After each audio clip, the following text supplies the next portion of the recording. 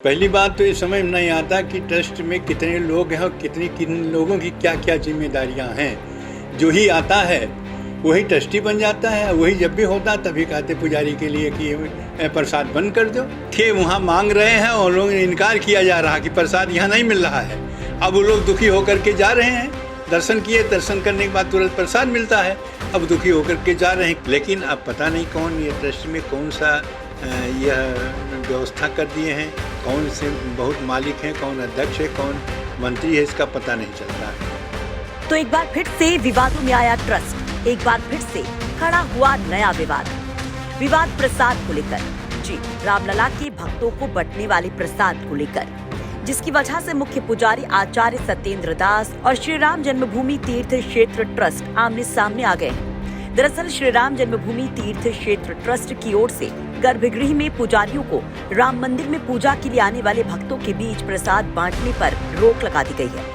कहा गया है कि पुजारी भक्तों को प्रसाद न बांटे और ट्रस्ट के इसी फैसले पर विफर पड़े रामलला मंदिर के मुख्य पुजारी आचार्य सत्येंद्र दास और ट्रस्ट के इस फैसले पर लगा दी सवालों की झड़ियां। बताइए, ले भगवान के सामने से प्रसाद बंटना है और अब इसी प्रकार से उतनी भीड़ भी नहीं है, शांति पूर्वक सब कुछ हो रहा है। अब कह रहे नहीं, यहाँ से प्रसाद बंद कर दो और दूसरे लोग को, पता नहीं कौन है वो, उनको ले जा करके और वहाँ से 200 गज के दूरी पर का प्रसाद बांटा जा रहा। भगवान के सामने नहीं बांटा जा रहा। वहाँ रोक दिया गया पुजारियों को कि नहीं, तुम लोग प्रसाद न बांटो। ये दशा है वहाँ पर। ये कौन सी व्यवस्था है? अब व्यवस्था है भगवान के प्रसाद सामने न मिलेगा, मंदिर में न मिलेगा तो कहाँ मिलेगा? और वही व्यवस्था रही। अब व्यवस्था अब व्यवस्थित हो चल रहा है इसे मेला के समय में। देखिए, वहाँ मांग रहे हैं और लोगों ने इनकार किया जा रहा कि प्रसाद यहाँ नहीं मिल रहा है। अब वो लोग दुखी होकर के जा रहे हैं। दर्शन किए, दर्शन करने के बाद तुरंत प्रसाद मिलता है। अब दुखी होकर के जा रहे हैं कि भाई भगवान के सामने प्रसाद ही मिलना जो इतना प्रसिद्ध हो गया है कि जो भी जाता है दर्शन करने, दर्शन के बाद तुरंत उनको प्रसाद मिलता है। अब प्रसाद ही बंद है वहाँ पर। ट्रस्ट की इस नई व्यवस्था के तहत मंदिर ट्रस्ट के पदाधिकारियों को राम मंदिर से कुछ दूरी पर भक्तों को प्रसाद बांटने का काम सौंपा गया है, जिससे लंबे समय से श्री राम जन्मभूमि मंदिर के मुख्य पुजारी रहे आचार्य सत्येंद्र दास व्यवस्था को लेकर बेहद नाराज हैं। इस बीच वो ट्रस्ट को लेकर जमकर अपनी भड़ास भी निकालते हैं। वो कहते हैं कि समझ नहीं आता कि ट्रस्ट में कितने लोग हैं, किसकी क्या जिम्मेदारी है। जो भी आता है ट्रस्टी बन जाता है। वो सीधा सवाल करते हैं कि आखिर राम मंदिर ट्रस्ट में कौन मालिक है और किसका आदेश चलेगा। इस मामले में वो राम मंदिर ट्रस्ट के महासचिव चंपत राय, सदस्य अनिल मिश्रा के साथ 2 और लोगों का नाम लेते हैं।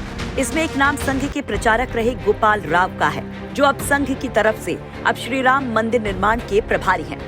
पहली बात तो ये समझ में नहीं आता कि ट्रस्ट में कितने लोग हैं और किन लोगों की क्या क्या जिम्मेदारियां हैं।